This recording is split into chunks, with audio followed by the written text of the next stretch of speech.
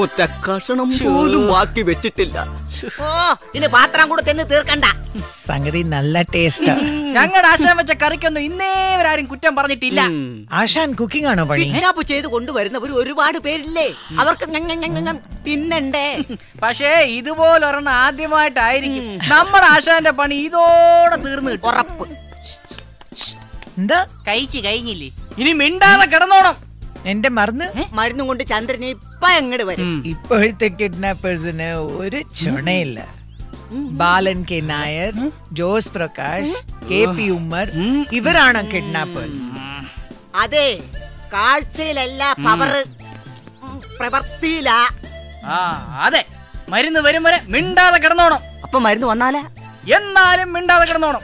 അപ്പൊ മൊത്തത്തിൽ മിണ്ടാതെ കിടന്നോളാം. No smoking. മിണ്ടരുത്. പിന്നെ തീറ്റ കണ്ടോ?